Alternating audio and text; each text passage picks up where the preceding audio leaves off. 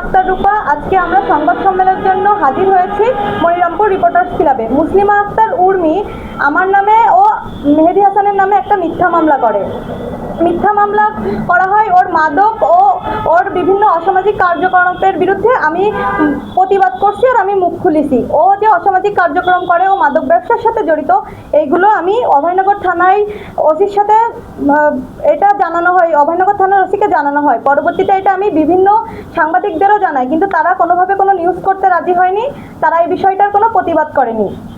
থানার ভিতর মুসলিমা আক্তার উর্মি এসআইয়ের সামনে আমাকে হুমকি দেয় যে আমাকে যেন থানার পুলিশ ওর হাতে তুলে দেয়। ও বিভিন্ন মাধ্যমে ফোন কলের মাধ্যমেও আমাকে হুমকি দেয়।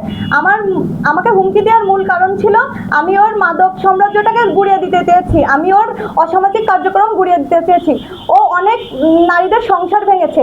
ওর হাজব্যান্ডের সাথে আমি বিষয়গুলো জানাইছি, মেহেদি ভাইয়ের সাথে বিষয়গুলো আমি জানাইছি। এই জন্য ওর হাজব্যান্ডের সাথে আমার পরকীয়ার সম্পর্ক এই গুজবটি রটিয়েছে।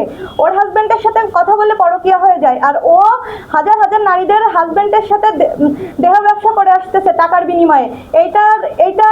এইটার কোনো প্রতিবাদ নাই। এটার প্রতিবাদ করতে গেলে দোষ হয়ে যায়। মুসলিমা আক্তার উর্মি জনি ও আলপনা নাম করে একটা দম্পতি সংসার ভাঙে। এমনকি কালাম, মেহেদি হাসানের বন্ধু কালাম ও পপি নাম করে এই দম্পতি সংসারও মুসলিমা আক্তার উর্মি ভেঙেছে।